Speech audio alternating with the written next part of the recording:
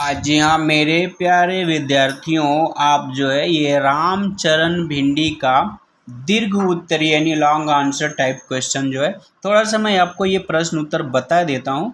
और एक बार आप पाठ फिर से पढ़ के या हमारी और वीडियो है आप उसे देख के समझ के ये उत्तर लिख सकते हैं।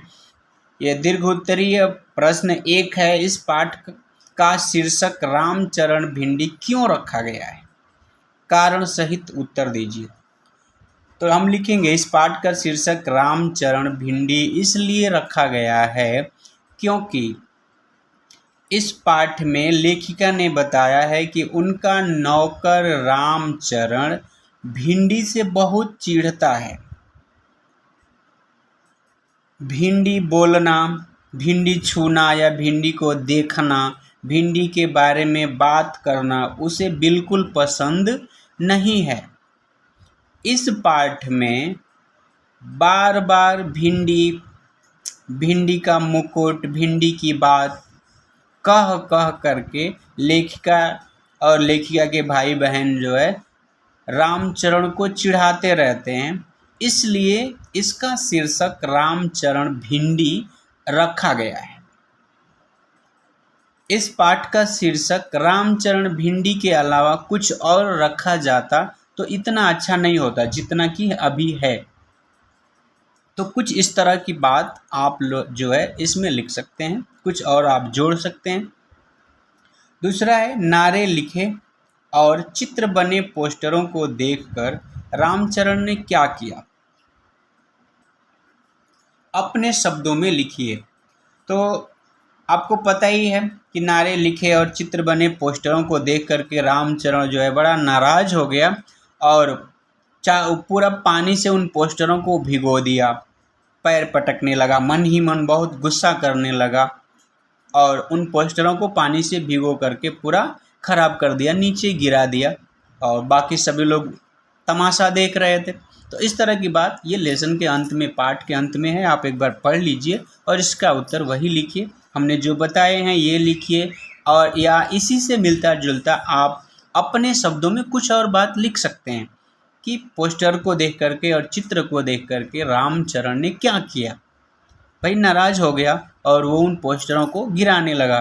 तो चूंकि भिंडी थे इसलिए उसने छुआ नहीं, पानी फेंक करके, क्योंकि पेपर है तो जब पानी फेंकेंगे तो पेपर गल जाएगा ना, कागज़ है। तो ऐसा ही करके वो जो है उन पोस्टर को, चित्रों को नीचे गिरा दिया, क्योंकि भिंडी से उसे नफरत है।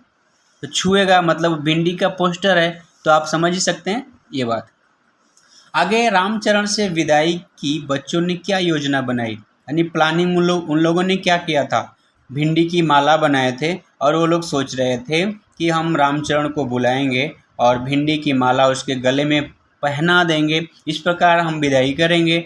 लेकिन ये योजना सफल नहीं हुई, क्योंकि जब रामचरण उन लोगों के पास आया, आते ही वो उसके आँख में आंसू भर गए, वो इनसे लिपट के रोने लगा।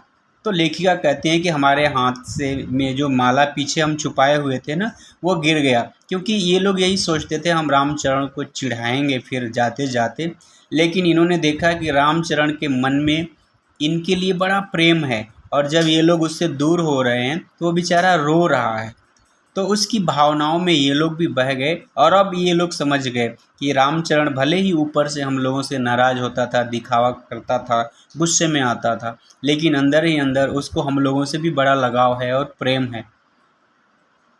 अगला है, रामचरण के चरित्र की विशेषताएं क्या थी? अपने शब्दों में लिखिए। तो अभी जो हमने ये बात बताए, रामचरण के बारे में आपको बताना है। रामचरण एक बड़ा ही अच्छा इंसान था, वह लेखिका के घर नौकर था, वह अपना हर काम बड़ा ईमानदारी से करता था।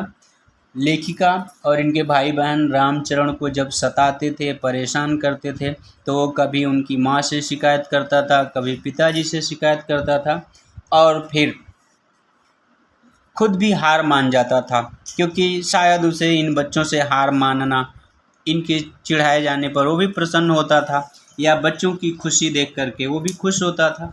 कहने के लिए, दिखावा करने के लिए वो शायद वो चिढ़ता इसलिए था, बच्चे खुश होते थे। तो ये सारी बातें हैं। लंबा तगड़ा इंसान था, मतलब बड़ा ही हेल्दी था। ये सारी बातें आप लिख सकते हैं। तो इस प्रकार ये जो है ना आपका दीर्घ यानी लॉन्ग आंसर हो जाएगा, ये अपने शब्दों में ज़रूर लिखिए। इसके बाद है 5वां प्रश्न। हाँ देखिए, 5वां प्रश्न में ना आशय स्पष्ट कीजिए। यानी जो लाइन दी गई है ना, ये पंक्तियाँ दी गई हैं, इनका मतलब आपको लिखना है, इसका अर्थ लिखना है कि वह बड़ी शान से अपने व्यक्तित्व का रौब जमाने के लिए हमारे यहाँ आता। मतलब जब वो कहीं किसी पार्टी में जाना होता, अच्छे कपड़े पहन लेता था ना, तो इनको दिखाने के लिए आता था और बताता कि आज वह किस रिश्तेदार के यहाँ दावत पर जा रहा है। तो ये इसी बात को ना आपको समझा देना है, इसको सिंपल से वाक्यों में आपको लिख देना है इसी बात को कि रामचरण भिंडी जब किसी दावत में जाता था, जब अच्छे कपड़े पहनता था, तो वो लेखिका और इनके भाई बहन को दिखाने के लिए एक बार आता था और इनके साथ थोड़ी बातें करता था कि आज हम इस रिश्तेदार के यहाँ दावत में जा रहे हैं। यही बात आपको लिखना है। अगला है, रामचरण का पक्ष लेने वाली माँ भी उस समय वहाँ पहुँच गई थी और उसकी मूर्खता पर हंस रही थी। तो ये बात उस समय की है जब वो पानी गिरा रहा था। तो इसी प्रकार इसको भी साधारण अर्थों में आपको लिखना है। आज के लिए इतना ही। आप जल्दी से आपके नोट्स तैयार कर लीजिए, लिख लीजिए, पूरा कर लीजिए। और अगर आपके अध्यापक पूछ रहे हैं तो आप अपने नोट्स ज़रूर सबमिट कर दीजिए, क्योंकि जब आप बात सुनेंगे तभी आपकी भी कोई बात सुनेगा। इस बात का बिल्कुल ध्यान रखें। अगर आप चाहते हैं ना कि आपकी बात कोई माने, तो आप भी सोचिए कि आपको भी उसकी बात माननी होती है। आपको कई बार मौका दे दिया गया है, अब आप एक बार सोच सकते हैं, समझ सकते हैं कि समय पर अगर काम करेंगे तो ही अच्छा होगा, अन्यथा समय बीत जाने के बाद पछताना पड़ता है। बीता हुआ समय वापस नहीं आता है, इसलिए कोई भी काम करना है ना, समय से कीजिए, समय का सदुपयोग कीजिए। जय हिंद, जय हिंदी।